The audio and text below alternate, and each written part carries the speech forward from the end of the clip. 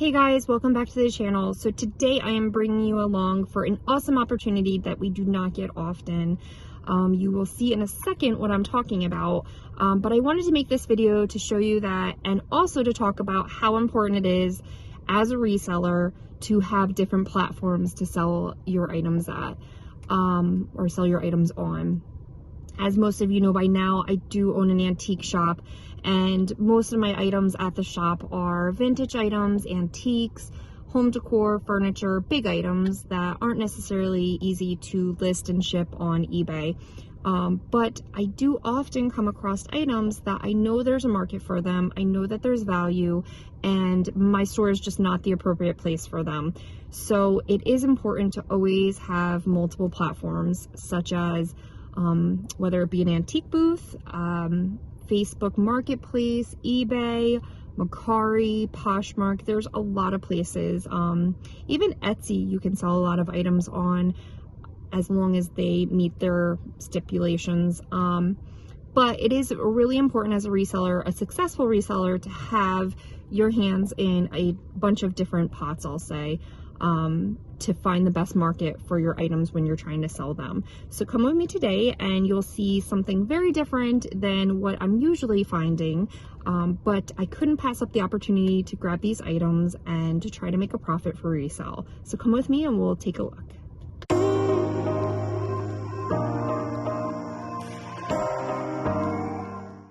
All right guys, so we are here in an abandoned house.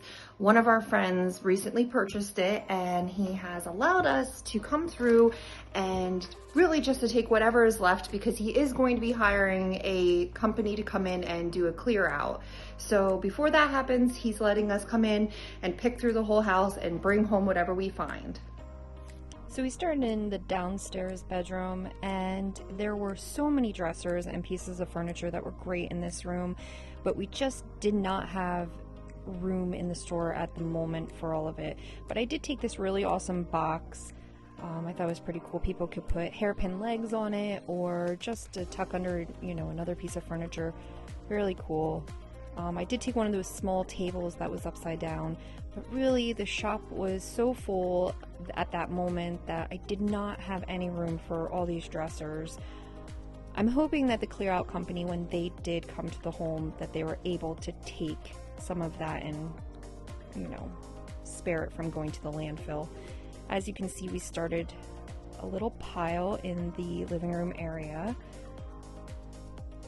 And a lot of the items in the house were really just beyond salvageable, or if they were beyond worth keeping. But as you can see, the house really had not been touched since 2020. Clock stopped on the wall. A lot of food in that corner, and I did go through a lot of it. Decided to go down to the basement. There was more food. I checked a lot of the dates because I do like to at least bring it to a food pantry. But as you can see, there was a lot of, I hate to say it, a lot of trash, things that were not worth keeping.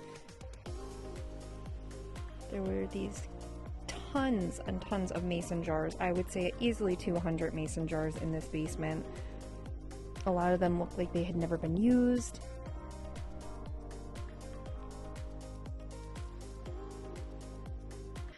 And something weird keeps happening where the phone line keeps ringing. And I'm here by myself right now, so I'm a little sketched out, but there's nobody on the other end of the line. And it literally rings every 10, 15, 20 minutes. So stay tuned because I don't know what's going to go on. Yeah, so I don't really know why the phone line was doing that, but every time that I did answer, it was either a dial tone or just static. Little weird. There is another box just like the one I got downstairs. It's up on its side. We grabbed that. And again, there were more dressers up in the upstairs bedrooms.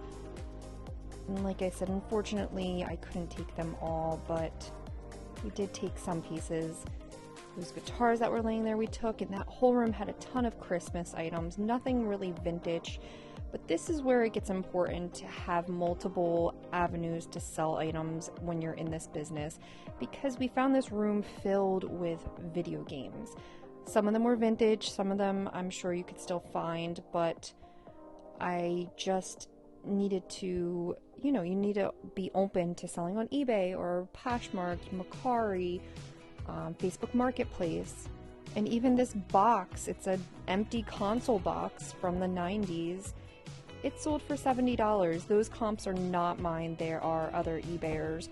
But just to give you guys an idea, there is money everywhere to be made, especially when you open up to eBay. That board game sold for $185 previously. So I just have to go through all of those board games, make sure the pieces are there. But it was unreal, the items that these people left behind in the abandoned house.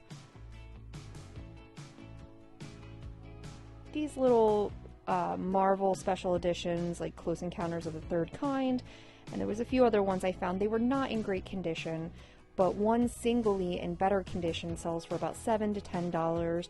I figured I could lot them all together and either sell them in the shop or just throw them up on eBay for, $10 for the entire lot. This is where it started to get good with some of the games we were finding. $168 for a Ghostbusters Sega Genesis game. And of course, not every single video game in that box is worth $168. As you can see, this one was $10. There was another one that was $24, $23. But there were quite a few that did have some value, like this one was $114. So that was really exciting. And that was just a scratch the surface of how many of these games we found.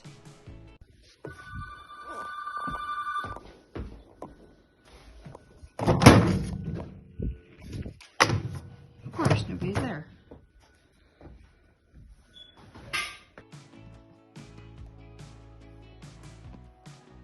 This cabinet is just wow.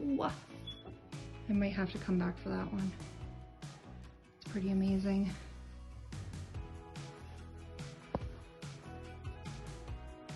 It's getting dark out, so we're gonna actually get headed out, pack up what we have. Some ramen. I did check most of the dates on these items. Actually, ramen. Because if I could donate this to a food pantry, 7/31/22. I don't know how desirable ramen is, but I feel like I should bring that. Just donate. So at this point, we started loading up the vehicles. But I wanted to take a quick minute just to show I did get some antiques for the store, like that 15-gallon crock. It sold for just over $200. That vintage checker or chessboard.